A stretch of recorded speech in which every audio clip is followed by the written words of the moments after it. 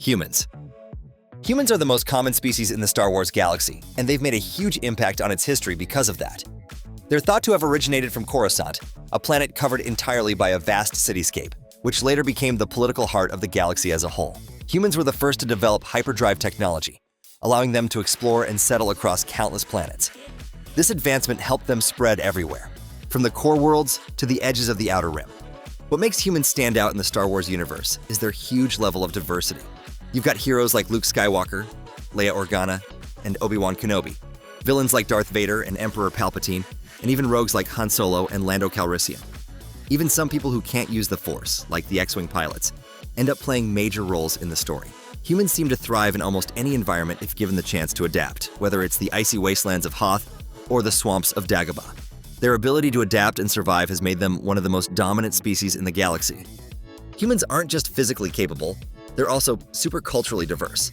Some humans live in advanced cities with towering skyscrapers, while others live simple lives as farmers or scavengers, earning scraps for a living. For example, Luke Skywalker grew up as a moisture farmer on Tatooine before becoming a rebel hero who lived in a hut, while Emperor Palpatine came from the wealthy and influential world of Naboo and always lived in luxury. This range of backgrounds shows how humans can shape their destinies in all kinds of ways. Wookies. Wookies are towering, furry warriors from the planet Kashyyyk.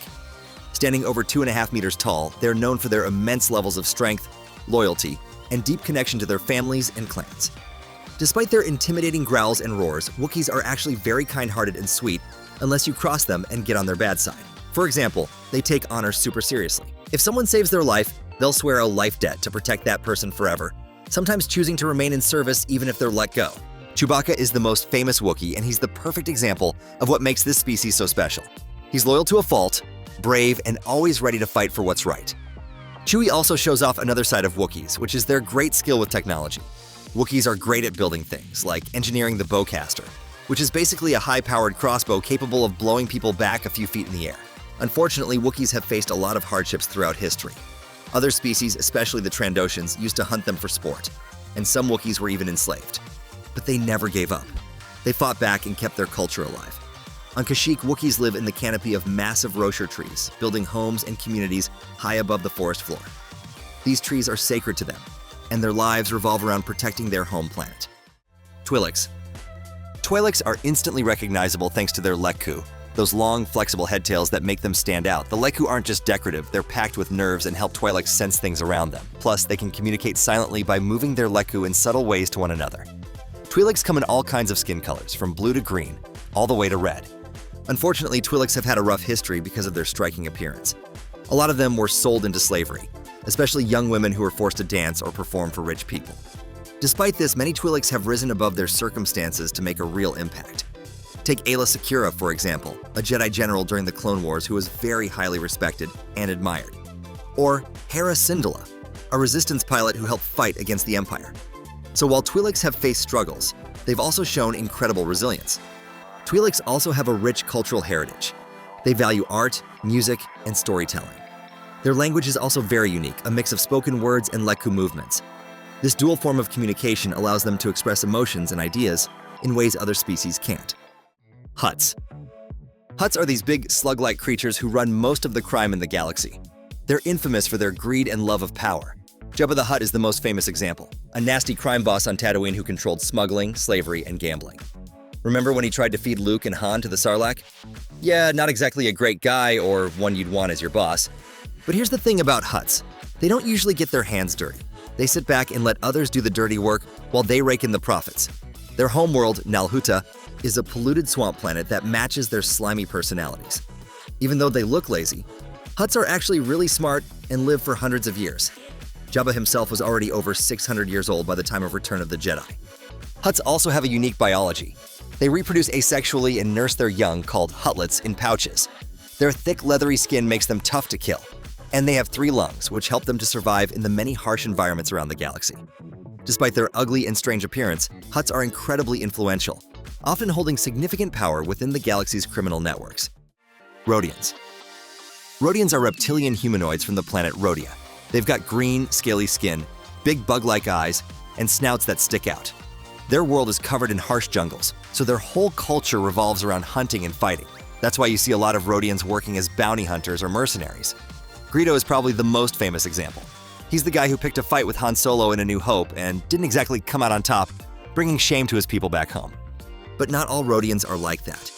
During the Clone Wars, there was a Rodian senator named Anaconda Farr who fought for peace and justice. And there were even some Jedi Rodians out there, although they were rare, such as Hulik and Bula Ropal. So they're not all about blasting people. They've got layers like any other species does. Plus, their society used to be super chaotic, with clans constantly fighting each other until a leader called the Grand Protector stepped in to bring some order. Rodians also have a knack for engineering. Many of them build their own weapons and gadgets, which come in handy for those who choose the path of a bounty hunter. Their multifaceted eyes give them excellent vision, making them skilled trackers and sharpshooters. Jawas. Jawas are little scavengers from Tatooine. They're short, wear brown robes that cover everything except their glowing yellow eyes, and they drive these massive sandcrawlers around the desert.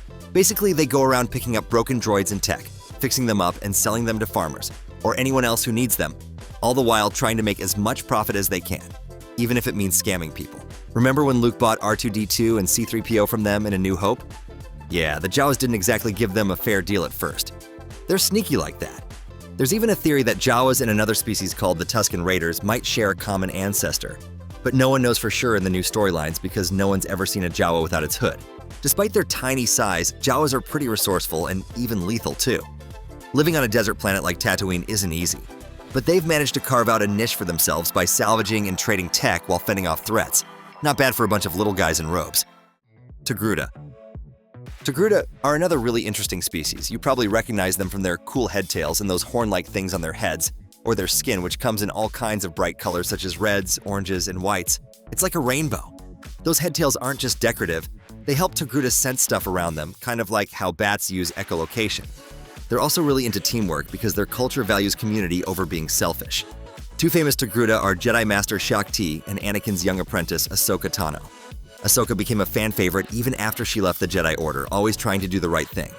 She kept fighting for what was right even when the odds were impossible and stacked against her, which shows that Toruda can be both tough warriors and compassionate leaders. Toruda also have a very strong sense of justice.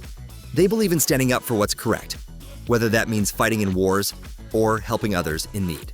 Their natural agility and coordination make them excellent fighters, and their ability to blend into their surroundings gives them an edge in battle. Chiss. The Chiss are a mysterious species from the frozen planet Scylla, hidden deep in the unknown regions. They've got striking blue skin and red eyes, and their society is disciplined, militaristic, and ruled by an aristocratic class. Despite their isolated nature, the Chiss allied with the Sith Empire during the Great War between the Sith and the Old Republic, introducing the galaxy to their sharp strategic minds. One of the most famous Chiss is Thrawn, who became a Grand Admiral in the Imperial Navy, one of the only aliens to be heavily trusted by Palpatine. His tactical genius made him one of the most iconic characters in the Star Wars saga and beloved by fans. Chiss are known for their abnormally high intelligence and excellent strategic thinking. They rarely engage in direct combat unless absolutely necessary, preferring to outsmart their enemies instead and use their own moves against them. Their strict code of honor and duty ensures that they remain disciplined and focused, even in the face of adversity. Geonosians. Geonosians are bizarre, insect-like beings from the planet Geonosis. They live in spire-like colonies ruled by queens, and their society is divided into brutal castes that dictate their place in life. Winged aristocrats serve as warriors and scouts, while weakling drones handle labor tasks and are treated as slaves. Geonosians are brilliant engineers and played a key role in creating the Trade Federation's battle droids and designing the original Death Star, something they'd grow to regret after the Empire wiped out their species to keep the weapon a secret. Only one Geonosian, nicknamed Click-Clack, survived. While their future remains uncertain, their legacy lives on in the weapons and machines they created, which are remembered throughout the galaxy. Geonosians communicate using a click-based language, which reflects their hive-based society. Their caste system ensures that everyone has a specific role, and gladiatorial arenas offer rare opportunities for individuals to rise above their stations in life. Despite their rigid structure, Geonosians contributed big time to galactic warfare, developing technologies that would shape the course of history. So this has been every Star Wars species explained. Leave the video a like if you enjoyed, let us know if you want a part 2, and subscribe for more amazing Star Wars knowledge.